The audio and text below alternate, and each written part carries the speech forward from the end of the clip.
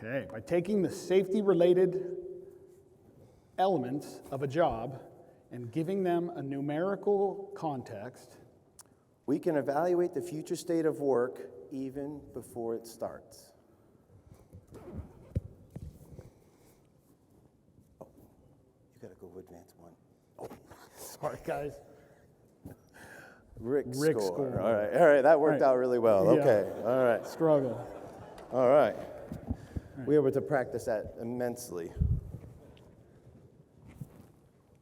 Now for the most important part, okay? Being able to see. Right? Yes. Other pocket. Okay, now we can both see. Yeah, all right. You can go ahead. Next slide.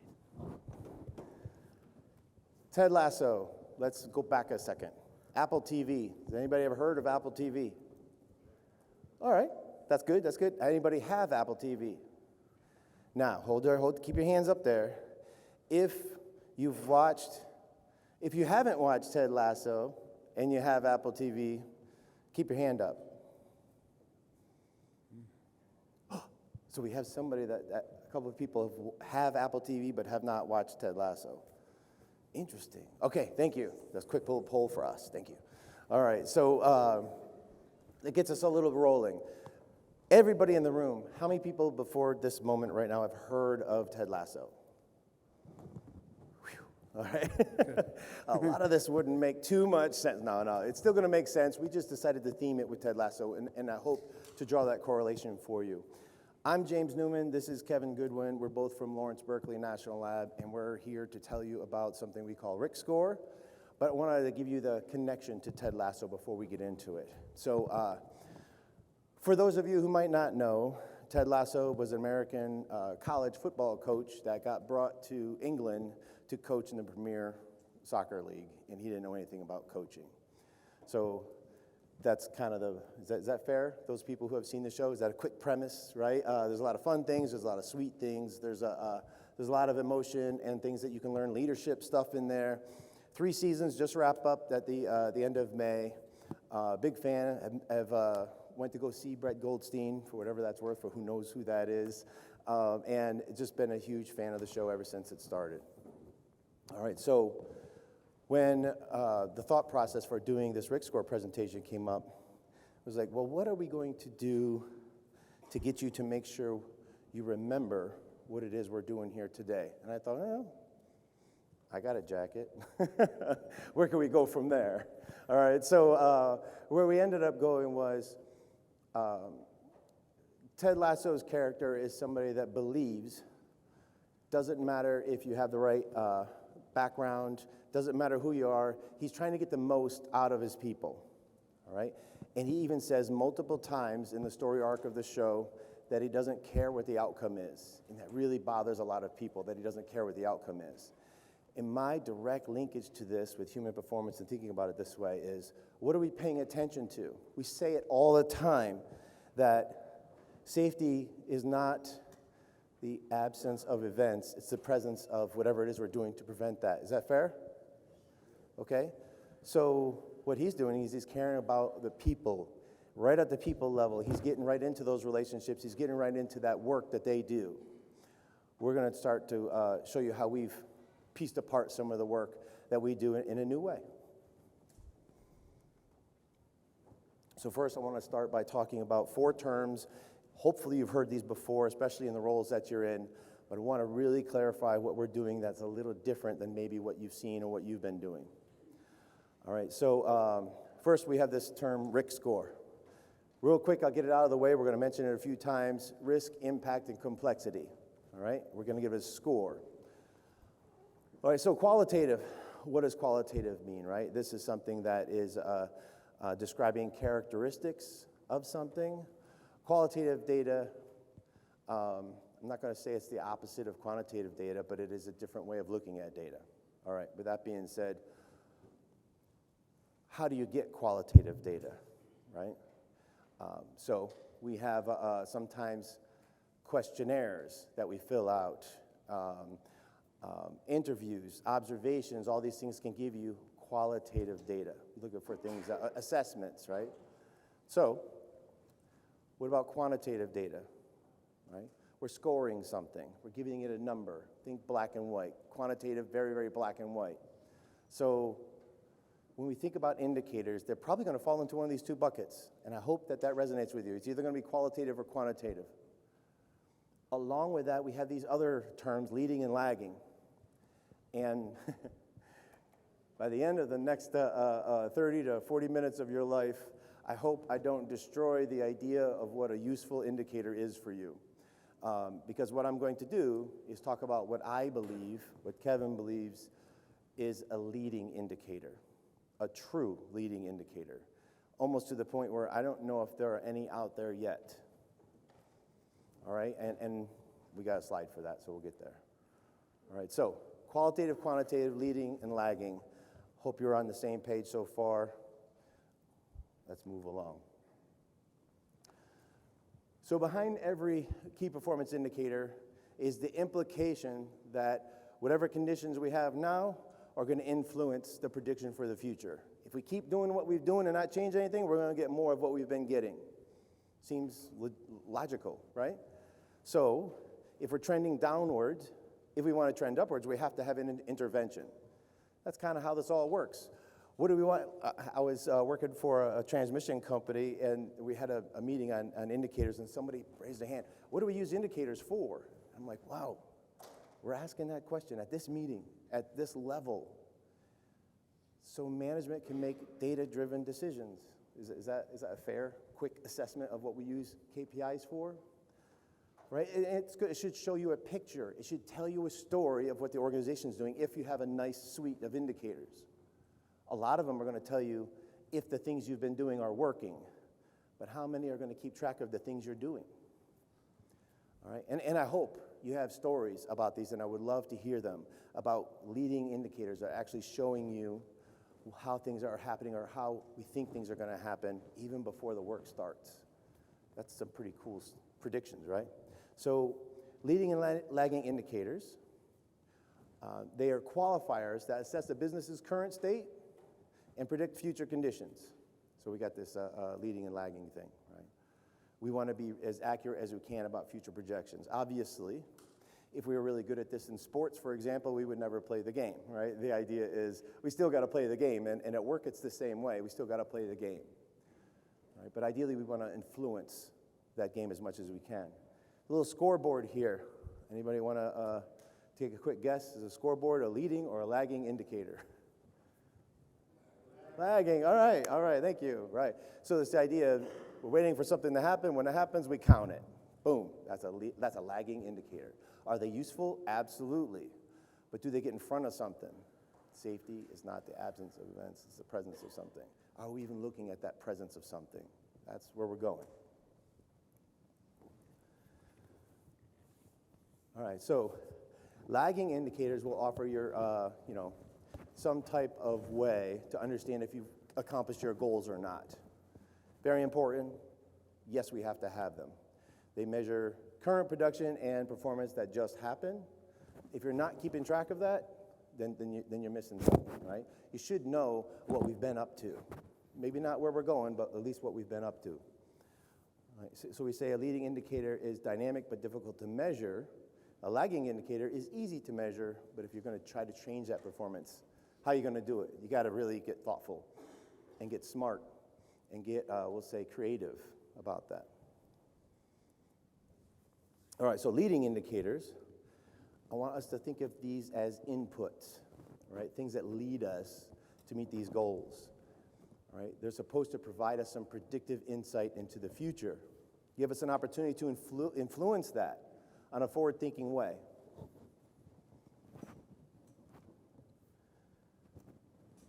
I want to go back a slide real quick. Besides the scoreboard that we had in the previous one, could somebody give me an example of a lagging indicator? Oh, that's for this crowd? Perfect. That was a good one. TRIR. Who said that? All right. On time. All right, so schedule, right? Did we meet the schedule or not, right? That's excellent, right? Thank you, by the way. Does anybody have an example of a leading indicator?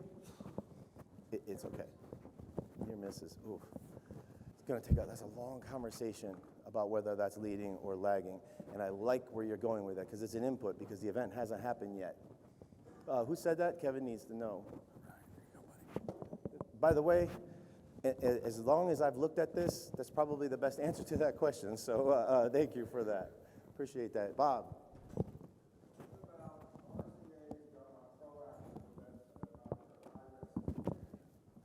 So you're saying somebody took the time to do a root cause analysis on an event that didn't happen?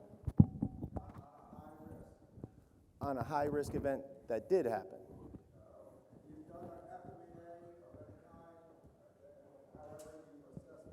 You're looking at the work ahead of time. You're assessing it. That does sound leading. Thanks, Charles. It does sound, and I didn't know that kind of thing was happening, but the stuff you're getting out of that definitely sounds leading. You're getting in front of something. Think of leading as before and lagging as after. That's why I want you to start really thinking about leading and lagging indicators, and the reason is we need more leading indicators. If you know anything, or you've heard of this phrase, a balanced scorecard, I'll show you a picture of it here in a few slides. They're saying that basically you need both. You need leading and lagging, but I'm saying you have lagging and then other lagging ones that we're calling leading. Hey, I'm speaking into the box. Where's Brian? There he is. What about condition monitoring, like vibe analysis or temperatures? It's telling you what's what right now, but you know that if it reaches a certain point, the whole thing's going to go to hell. Since it has to do with prediction, however accurate that is, maybe we could put that in leading. I like it.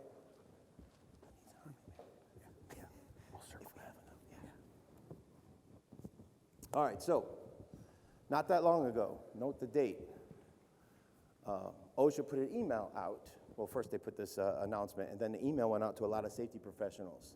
By the way, you're not expected to read that. We knew that going into this, all right? The idea was OSHA said, we're looking for some help on this. Give us some examples. I'm going to actually show you on the next slide what they consider a leading indicator, OSHA. There's a whole bunch of them from their website, and I mean a bunch, there's like 5 different pages worth of them. And I'll show you what they look like right now. I'm not even going to belabor this. Look at the second bullet. Number of hours passed after an incident before an investigation has started. Oh, sorry, that's your slide. Sorry. That's okay. Number of hours passed after an incident before an investigation is completed. Number of incident investigations that include a root cause investigation. Okay, can you see how they're talking about something that's lagging in a leading kind of way? And I want to make sure we try to get better at this. This seems like super gray instead of black and white. I want this to be really, really clear. That's an interesting way of looking at it. Yeah, is it really doing anything at the end of the day, right? I mean, like I said, lagging indicators are extremely useful. You need them. They're going to tell you a picture of what the story is. But we need more leading indicators, all right? I got a couple more examples on that, but we're not going to go into that. What we're going to do. Yes. How many? Oh, that'd be you. I think the question might be to ask is, what are they actually trying to monitor? What are they actually trying to control? Is it that particular, some of those hours past or hours before? What I would say is they're not trying to look at anything associated with incidents or events. What they're watching is the investigation process. They're Trying to see how effective that's being managed. James, please summarize the question before you answer.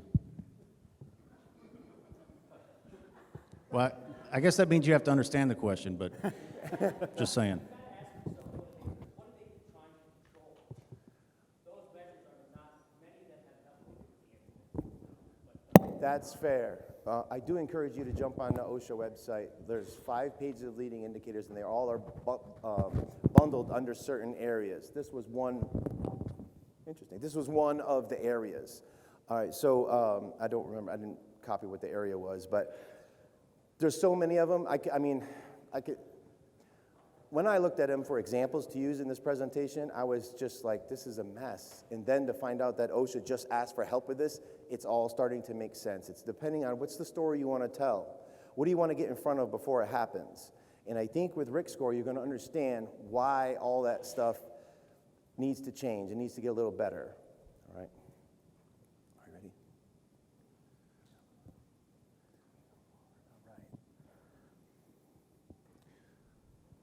All right, so all I want you to do is to reimagine performance indicators in 2 bins. Outcomes, which is after we did something, and drivers. These are the things before we do something.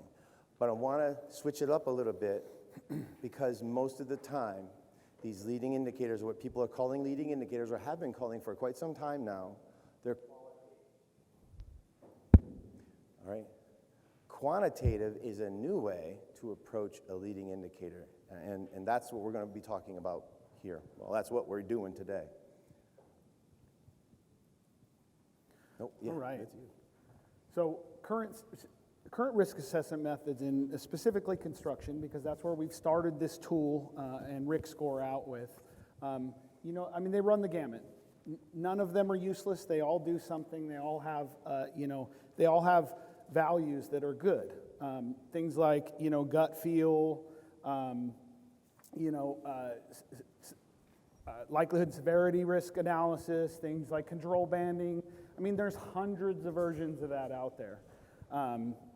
They all have value, and they've all been being used for a long time, and they help us manage safety on projects in operations and maintenance and manufacturing, all different areas we use these tools in. I will tell you, in the construction industry, I've been in this business for 22 years now. Mostly what I see for risk assessment is this model here. And by the way, that is me playing whack-a-mole, right? We're out in the field, something pops up, we try to get ahead of it, we deal with it, and then we're just waiting for the next thing to happen. That is, by and large, what we see out there. Yes, like I said, that is me. The limitations of these types of assessments and the tools we use in most industries, they're time-consuming, oftentimes inconsistent. I struggle to even get the most consistent JHAs or other types of tools we use. It's rare that they're consistent and that they're easily managed and kind of within the requirements that we need. They're dependent on undefined stakeholder input. You're kind of throwing darts at a board half the time. They're not very systematic. There are some that are systematic, but even if you look a little deeper, they're very basic. They're very basic. A lot of them are opinion-based. We have people, kind of using the SME or the expert-based kind of version of risk assessment. There's limited inputs, right, and even less outputs. There's not a lot you can put into it, and there's not a lot you get out, especially that's data-driven or data-friendly, right? There's no visible manipulatable outputs. Like, you can't develop something off of a JHA that someone can use in a quick way to assess how things are going now or may go in the future. And again, like James has already said, most importantly, they're primarily lagging. If you really look at what all these things are, they're not predicting anything. They're at best real time, and at worst, lagging or predictive, right? They're not really looking, hopefully, into the future and generating data-driven decisions.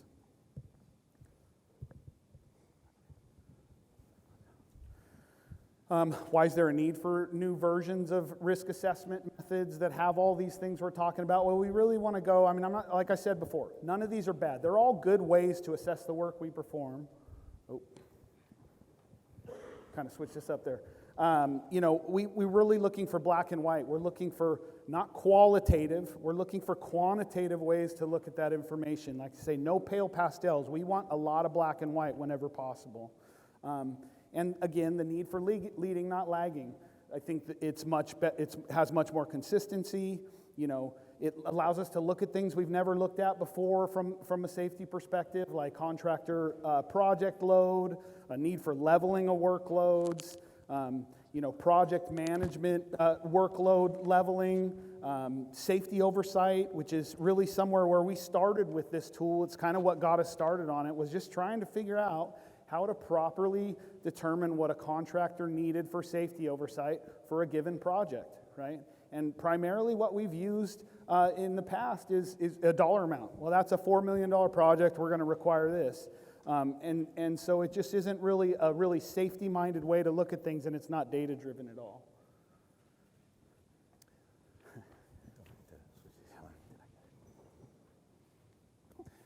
So what is it, right? What's our big solution for this, right? We wanted to give you a bunch of, get you a little bit towards the edge of your seat. Come on, how are they going to, blow us away with this? So anyway, here we go, RIC score. So we're going to share with you the goals, definitions, principles, and methodology, how we got here, and perhaps if you think that this is useful for your organization, how you can use it too. I promise you one thing, we're not selling you anything. We're just showing you an idea. It started as an idea. We're going to show where it started, and how it turned into something that is actually giving us some usefulness. All right, so with our goals, right? One of our goals, the first goal, I was a consultant at the time, consulting for Kevin, and we started talking about one of his frustrations about it's kind of a gray area with whether or not a contractor needs to bring in an extra safety person with them for the work that they're doing on a particular project. We've been able to figure out a way to make that a black and white decision. So they take the gut feel stuff that we talked about earlier, take that out of it. Black and white decision. That's pretty great, right? So leveling of projects for managers, that has to do with how much load a particular manager has on them. And by load, it's not the amount of projects, it's how risky, how impactful, how complex those projects are. All right, understanding safety around the work better by giving it a score, give people, specifically these construction managers and project managers, give them something to talk about with this. Why is this work so high? Didn't even think about it this way. Why is this so low? We thought it was a lot more complicated than this, or whatever. Looking for vulnerabilities in our schedule because of the way things are laid out. Why does August look like it has most of the complicated high-risk score work, RIC score work? Maybe we need to schedule this better. All right. We also had a goal of keeping this as low level, simple to input into the system. Can it replace something? Or, we don't want to add anybody any work if possible, right? Because that's a stakeholder thing number one, right? Don't frustrate the people who are going to use it. So make it as simple as possible. And then finally, we want to put this in front of as many people as possible, including everybody in here. We're looking for other ways on how we can use this data, okay? So here's what it is. All right, the definition of RIC score, the aggregate number of defined inputs, risk impacted complexity, which represent upstream safety analysis to assist with our decision making, right, and then work planning. We defined it. So the risk part of it. Risk is, some people might have different definitions of it. I'm going to tell you this is the definition we use.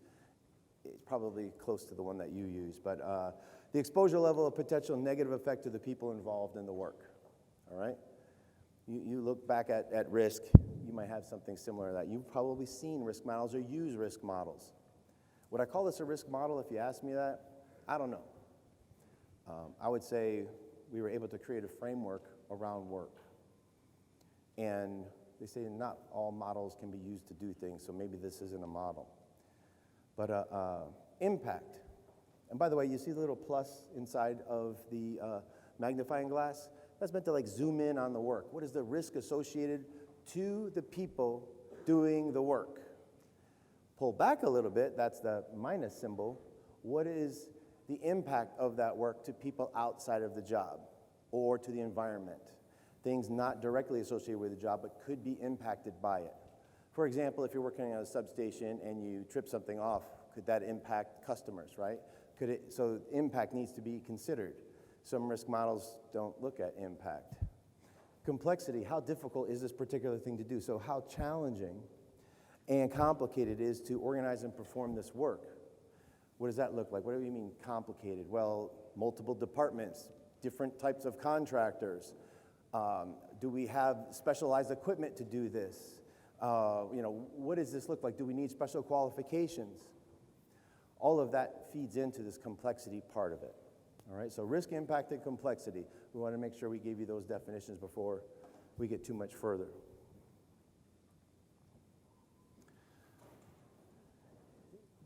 This is a weird one because these principles didn't exist. We had to, I guess it's like math, right? It exists, but you have to discover it.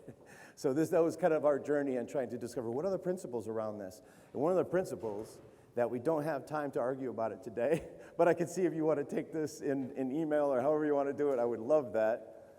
A finite number of hazards for any particular task that you do exists. There is a certain number of hazards, all right? I don't feel like that's too much of a bold statement, but like we said here in the parentheses, these are either known or unknown. But ideally, they're known, right? All right, so we also had to come up with this, that there is a direct relationship in some way, shape, or form, a numerical, quantitative relationship regarding how severe risk or impact is in the gradation level for the complexities of the task. Like this all made sense. And then finally, a true leading indicator has to be reflective of future plan work and not just based only on if we keep doing it this way, we're going to get these same results. All right? So a little different there. Where did this come from? Well, I was at this transmission company and I started thinking, hey, what could be a better way of looking at work? How can we get in front of something? How can we inform a pre-job brief better so people can have better discussions? That was really where the idea started. So I also came from nuclear power, and we have something called shutdown risk. When we're shut down, how risky it is to do work on certain things. We're not allowed, if you know what this is, you're not allowed to schedule things in red. Don't even want to schedule things in orange. So we want to do primarily green and yellow work, jockey the schedule around, things like that. PRA, probabilistic risk assessment. For nuclear power, that's your online stuff instead of your shutdown risk. That's whatever you're doing online. Also, stay in the green, stay in the red. I'm sorry, stay out of the red. All right, a balanced scorecard, I mentioned that. Thank you. I'm sorry. It's that one in the middle. Just real quick, if you've seen it before in a book or something, that's what it looks like. And then control banding, which is actually something that Kevin was really familiar with as far as risk stuff goes. That's on the bottom right. Mathematical conceptualization, that's like how an insurance company would address risk, right, through math. It's the easiest way to make things black and white. And finally, especially if you have any experience coming out of certain branches of the military, they use ORM, and they have a way to make decisions and things like that. This probably couldn't exist without all these things because we wouldn't have been thinking about it this way. So I like to say that this definitely stands on the shoulders of this, but this is what it looked like. This is the first picture back in 2015 that I ever took of what it looked like. So what are we looking at here? Looking at just sticky notes, it says RIC score, risk, impact, and complexity, and these are levels. We're going to talk about levels in a minute. Kevin's going to talk about them on the left.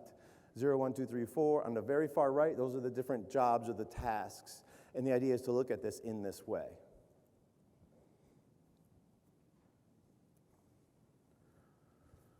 So, flash forward from 2015, it's 2020, late 2020, and James and I are working on closing out some corrective actions and doing a couple other things together, kind of locked in a pandemic, right? And so we started to go down the road of trying to develop some new tools about how to look at construction work. That's what we were really focused on at the time. And so I saw that kind of post-it note pyramid in James's background, right? And so we started talking about it. And it kind of clicked to me, like we talked about before. We were locked in this mode of looking at work based on dollars and trying to determine, we had a three-tiered system for how much oversight from a safety perspective we required on a construction project. And it just constantly became this negotiation, right? Because project managers don't want to spend the money on it, and I had no real way to push back in a quantitative way. And so I said, man, that might work for what I'm trying to solve here, to be able to kind of bend that and have a finite way to decide. And then you flash maybe 6 weeks later, and we had kind of built out this whole structure around how we would identify the hazards of all of our work, and then we would create this leveling model and attribute numbers to those levels and the different levels related to those hazards.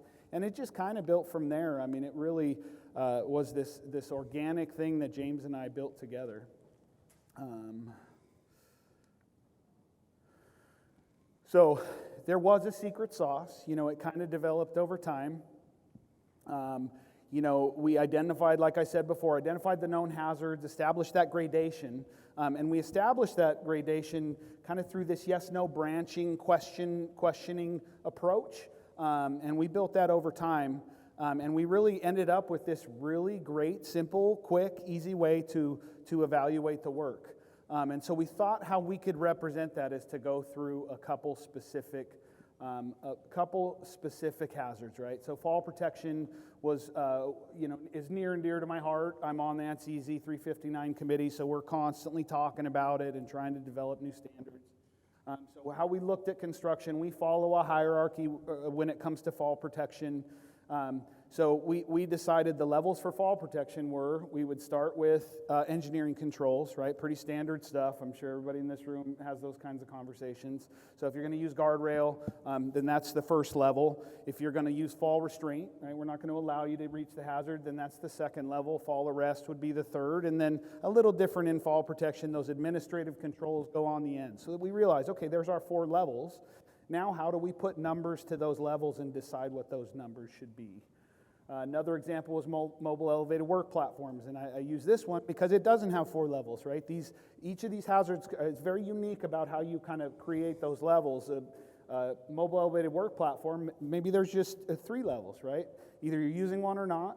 Is it a scissor lift or is it an aerial lift? All 3 of those come with inherent hazards, and naturally they have, kind of a level to the risk associated with that work. So these scores, I don't know if I mentioned this, they're 1 to 10. In risk, 1 to 10, in impact, 1 to 10, in complexity, and we add them up, okay? So it's additive. One of the things we really struggled with, and I mean it really ate our lunch, was chemicals, right? Because one chemical by itself has whatever we're calling MSDS sheets these days. SDS sheets, okay. So the SDS form will absolutely tell you what the risk and all that stuff is with that particular chemical, but we're talking like projects and multiple chemicals or no chemicals or certain kinds of chemicals, and all you got to do, and we even called DuPont and said, hey, here's our problem. Can you help us sort this out? Can we create levels for this? And this guy was like, this is a great idea, but I don't know how you're going to do it with chemicals. And so I was like, thanks. We just spent an hour with you, and we didn't really learn anything other than we have a good reason for being frustrated, but we did end up solving it.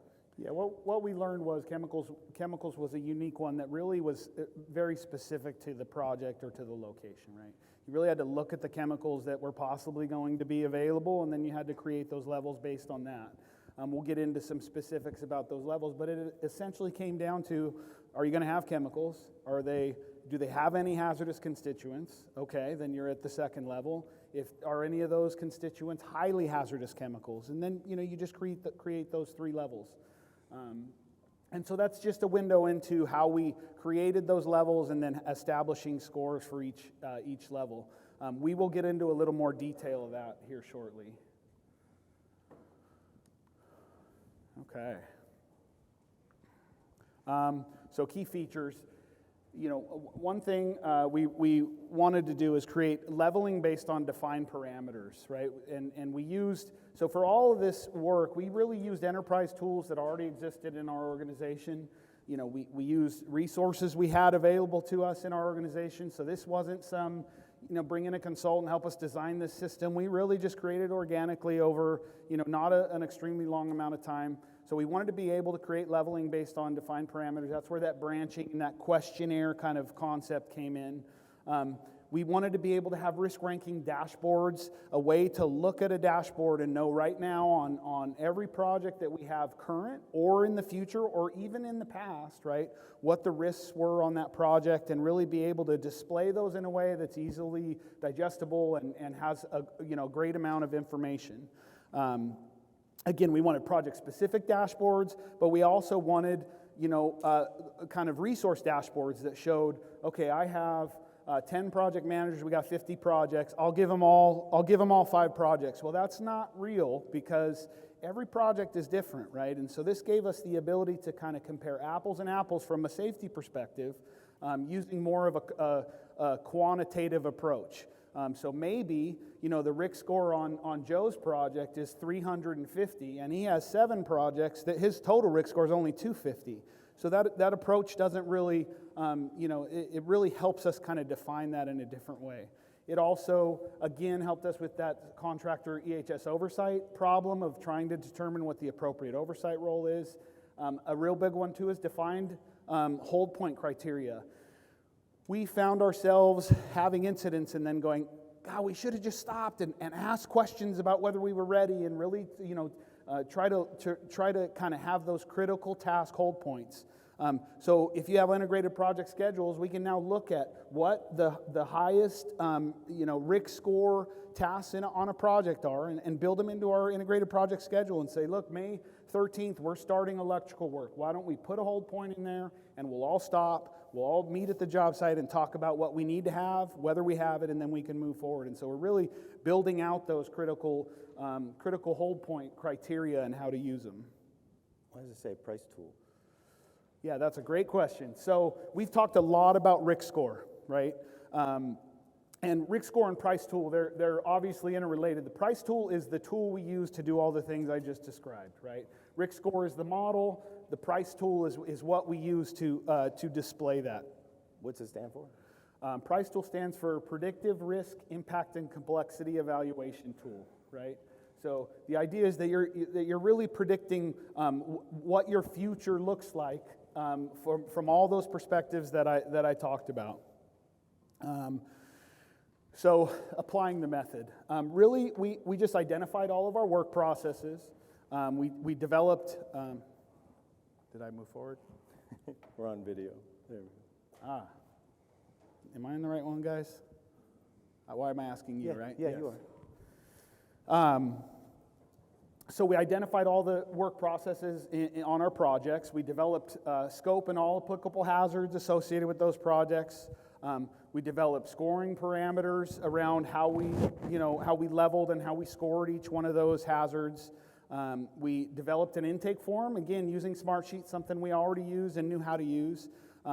And we defined the goals and the outputs that the stakeholders wanted, right? We want, what do you... Let's show them. Show them the tool? Yeah, let's show them. Okay. Go to the next slide. Let's see here.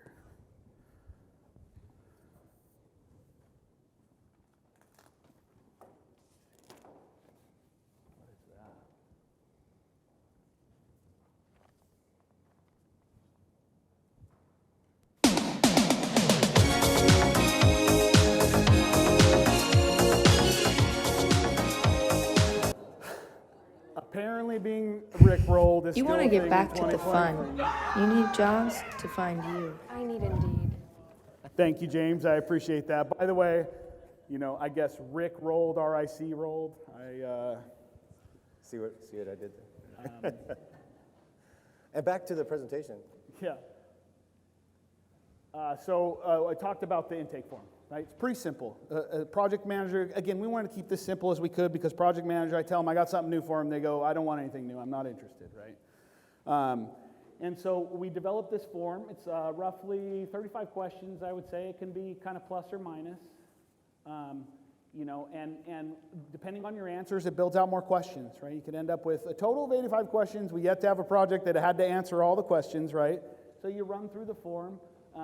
I'll use mobile elevated work platforms. Why am I struggling here? As an example, basically start out with it, is the project likely to require use of mobile elevated work platforms? If it's no, you move on to the next question, right? But if we are going to use them, we say, yeah, we are. Struggling with this mouse. Is the project likely to require the use of a scissor lift, right? So we're kind of starting to create that leveling. And then the next question will be, okay, are we going to use an aerial lift? And then automatically, you go through all these questions. At the end, it establishes that score for you. It aggregates all that information into an overall score for the project. It also, let's see here. Remember, we had to keep it simple. And this was meant for anybody, any project manager to go in there and just yes, yes, yes, yes, and then it kicked out the RIC score numbers that we labored over for a while to come up with. So what does the output look like? And I recognize you guys cannot see a lot of this. Because of the font size. Or because it's not even there. Is it showing up? Not yet. I apologize for the delay. We thought we it had, is. okay, there we go. Takes a second here. So, yeah, sure, great. Yeah, did you say up to 85 questions? It could be 85 questions. Again, Okay. we have yet to get to 85 questions. I think, on Depends average. on how you answer it. Say that again. It just depends on how you answer Exactly going right, forward. exactly right. I think it starts with expands. a base amount of 35 questions, right? Project managers usually can shoot through this document after the first couple times in maybe 20 minutes, 30 minutes max, right? It's a really quick tool. For very large projects. So, Yeah, we're not talking about, putting in a door. We're talking about large-scale construction all the way down to something that could be just a very basic project. And at some level, they were doing this anyway. They were filling out different kinds of forms and stuff. So this was to replace that. Yeah, I just wanted to understand. Yeah. Yep. Yeah, and so a lot of this information already existed with the existing tools we were using. We're using site-specific safety plans that asked all those questions already. We were, developing JHAs that kind of broke stuff down at a pretty high level, not so granular. We have kind of daily pre-task hazard analysis tools. This is intended to inform that in a lot of ways. And so you can see the total RIC score kind of is fed here on the right. You can tell all those top projects are in red. Those are our highest RIC score projects. Not necessarily our most expensive projects, not necessarily, our most, most widespread projects, just really based on that RIC score that we've developed. Sorry, and then can you scroll me over? So, it levels them into those three bins. The yellow is kind of the mid RIC score, and then green is the low RIC score. So this is 85 projects. We have 85 projects here that are fed into this tool. That's all our active construction projects. So you can see how, this amount of kind of variability and thing can be hard and can be really difficult to express, in a really usable way. We used Google Looker Studio for these dashboards. Used to be called Google Data Studio. Really simple to use. We had that resource in, that was one of our enterprise tools. It was really easy to use. What it also developed, man, I am struggling, folks, with this mouse. Bear with me. What it also develops, maybe, is a project-specific dashboard. What this dashboard shows you is everything from your project resources, your EHS representatives are, your construction representatives, or your construction managers, your project managers. It ranks those RIC score attributes, so it breaks it down to each hazard and tells you what your highest level hazards are. We use that for, like I said, that kind of critical task. We say, okay, top 5 hazards on this job, we're going to talk about them every day in the PTHA, and then we're going to identify when we're actually going to do those, and we're going to create critical task hold points. It also shows, again, what that safety rep level we're requiring is. It shows, again, all your representatives. It shows what permits might be required. That's all built into the tool. You just answer the questions. It tells you exactly what permits might be required, what programs or plans are required based on OSHA requirements and our site requirements.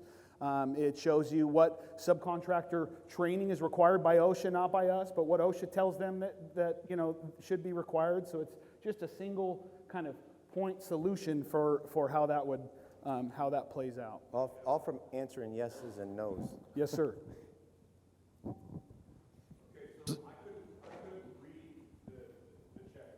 So we're going to have one question, and then our respect for where we're going next. Let them answer this, and we'll move on. All right, so I couldn't read the checklist, but as you're going through that checklist, if you answer yes to it and the drop boxes come down, are those mitigating factors to come down to a final score on that checkbox yes? Every single question you ask has an associated data point that adds up, right? So that aggregate RIC score is built by how you answer every one of those questions. And it is broken down by all three risk, impact, and complexity. So we may have an 18 score overall, and that means RIC is 6, impact is 8, and complexity is 7, right? So there's a lot of granularity there that truthfully we're not even using yet. All right, with that, guys, please thank them for this complete dedication, 100%, with the dress and everything. So we're going to